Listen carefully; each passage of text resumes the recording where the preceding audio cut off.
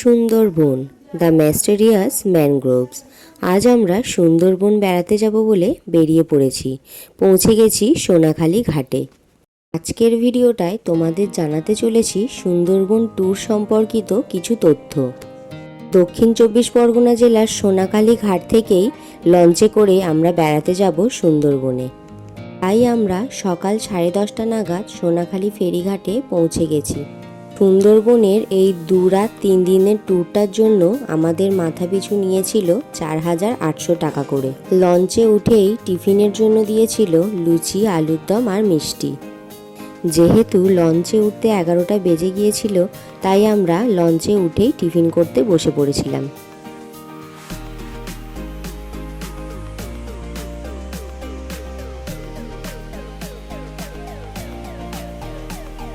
সারাদিন লঞ্চের মধ্যে থাকা বা লঞ্চে করে এত দূর কোথাও যাওয়ার অভিজ্ঞতা আমাদের এই প্রথম। আমাদের লঞ্চটা এখন রয়েছে বাসন্তী নদীর ওপরে।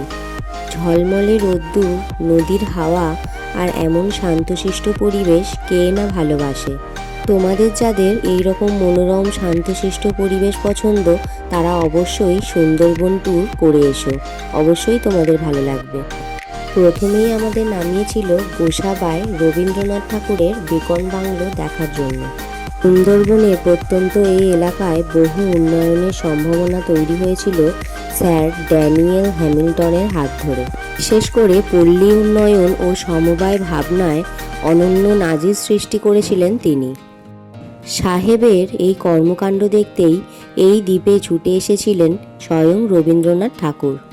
1932 সালের 29 ডিসেম্বর সাহেবের আতিথেয়তায় এই বেকন বাংলোতে 2 দিন কাটিয়েছিলেন তিনি। কিন্তু অযত্ন ও অবহেলায় দিন দিন জরাজীর্ণ হয়ে পড়েছিল কাঠের তৈরি এই বাংলোটি।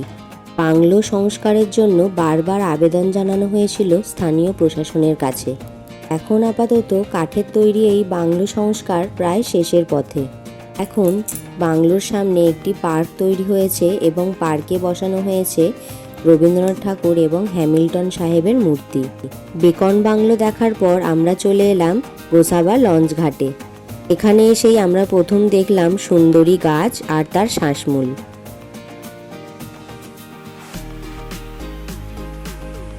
এখন দুপুর হয়ে গেছে।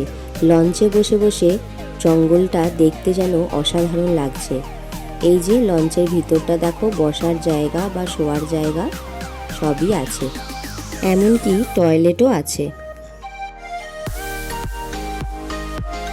দুপুরের খাওয়া দাওয়া সারার পর আমার ছেলে ঘুমিয়ে পড়েছিল, তাই ওকে নিয়ে এখানে এসে আমি বসেছিলাম। ওই যে দেখো নদীর পাড়ে 2টো বাঁদর বসে আছে, হয়তো ওরা জল খেতে এসেছিল। লঞ্চে প্রায় 5 ঘন্টার জার্নি করে আমরা চলে এলাম পাখিরালা ঘাটে নেমে আপনজন রিসর্টে। সত্যি রিসর্টের পরিবেশটাও কিন্তু খুব সুন্দর ছিল। চারিদিকে ছিল নানা রকম ফুলের বাগান। এই রিসর্টটায় একটা ঘরে 1 রাতের ভাড়া 2200 টাকা।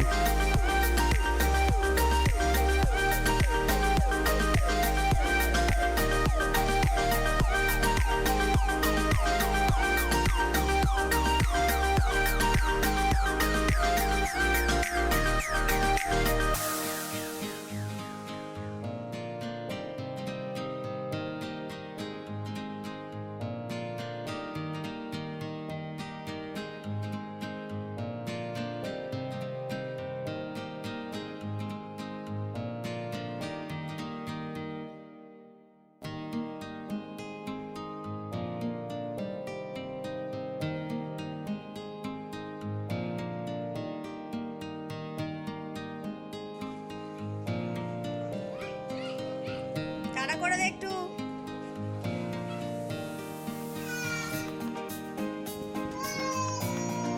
এটা করে দাও।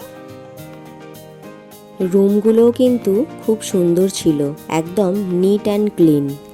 এই রুমটা ছিল আমাদের।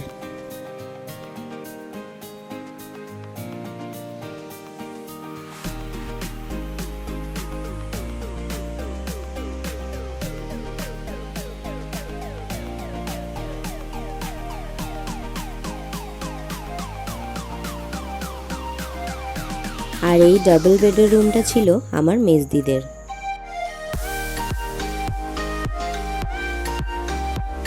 একটু ফ্রেশ হয়ে নেওয়ার পর আমরা বেরিয়ে পড়লাম মার্কেটটায় ঘুরতে যাওয়ার জন্য।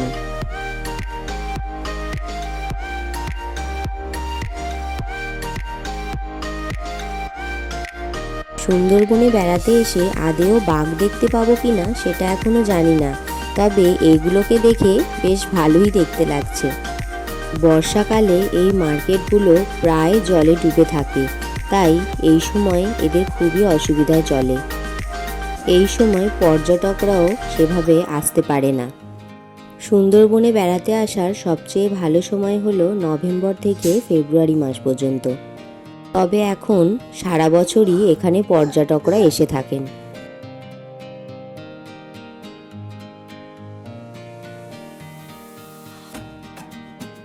সন্ধেবেলায় রিসর্টে ঝুমুর নাচ দেখার আয়োজন করা হয়েছিল।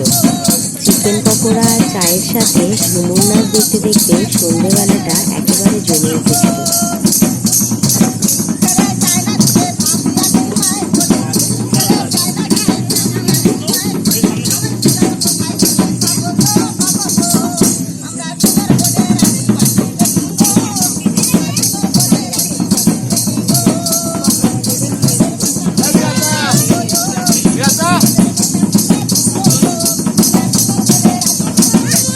সুন্দরবনে বসে ঝুমুর নাচ দেখতে দেখতে জীবনের এই প্রথম অভিজ্ঞতায় একটু ওদের রিকোয়েস্টে নেচেও নিলাম।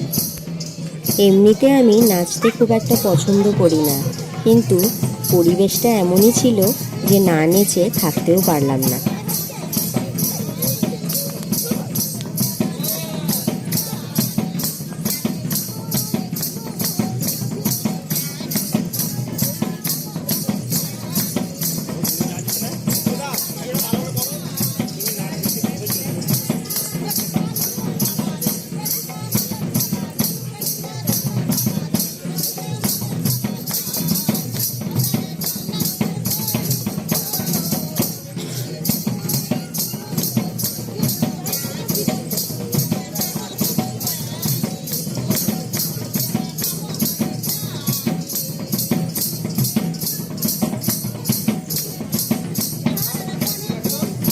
সুন্দরবনে ঘুরতে এসে প্রথম দিনের অভিজ্ঞতাটা এই ভিডিওতে আমি তোমাদের সাথে শেয়ার করলাম।